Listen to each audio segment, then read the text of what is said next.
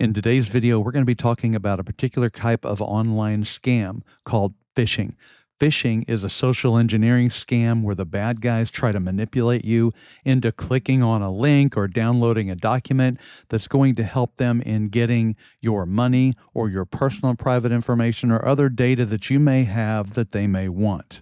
So here we are Monday morning. I come to my email, I check my email, and lo and behold, I have an email from the Social Security Administration telling me that there's been some fraudulent activity on my account. So I get a little anxious, my blood pressure starts to rise, get a little nervous, and oh my gosh, what do I need to do? I need to act quickly. I need to do something fast to get this fixed so I don't lose any of my Social Security benefits.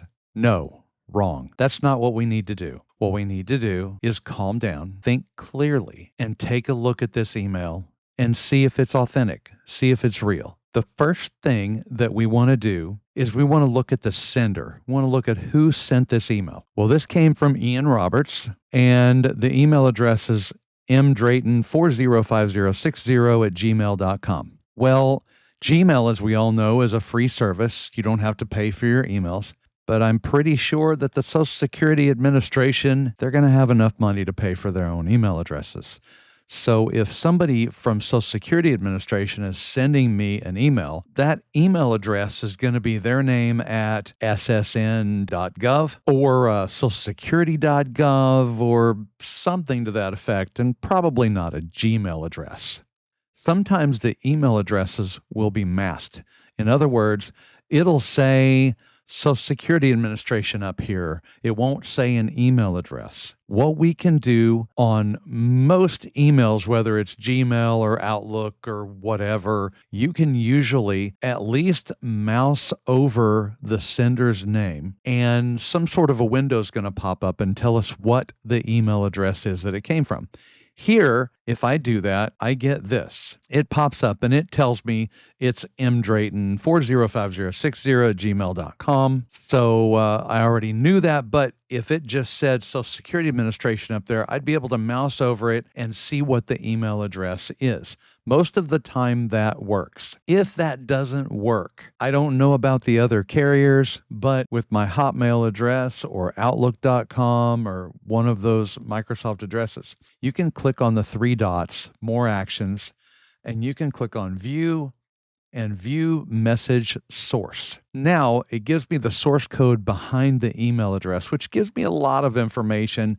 It's a little overwhelming at first, but we're looking for just a couple of small pieces of information. So we're going to scroll down here very slowly and we're going to find what we're looking for. Well, here's the return path, which says if we click on reply, it's going to go back to the mdrayton405060@gmail.com. So we know that. Sometimes an email can be coded so that when you hit reply, it actually goes to a different email address than what it came from. That's not the case here, but we're looking for to and from. To is me. This is my email address that went to. From says Ian Roberts, and there's his email address. So on the email, if it were to say just Social Security Administration, then we can look in here and find out what the email address is that it came from. So we're going to go ahead and close that, and we're going to look for some other clues. Let's see here. It says right here, hello, Rick Bull. Why is my first name and last name stuck together? Why is my last name not capitalized? Why is there not a space between the two of those? But that's another clue that this is not an authentic email. So let's continue down on this email and see if we can find some other clues. So as we continue down this document looking for clues as to whether this is authentic or not, we find this phone number, 856-479. Well, let me see. 856. Let's see where that comes from.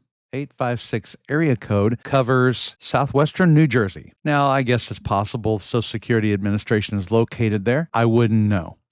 But my guess would be that someone as large as the Social Security Administration would provide an 800 number. So that would be toll free and it would be reachable from across the country. So let's look that up. We do a Google search for what is the phone number for the Social Security Administration. And lo and behold, we get 1-800-772-1213. We don't get the phone number that was included in the email. The next thing we want to notice on this is there's a link that says view and sign document. We definitely do not want to click that link. That link could lead us to what seemingly is a document that just downloads to your computer, but it could have code in it that installs malware or spyware or something to that effect on your computer. So you do not want to click this.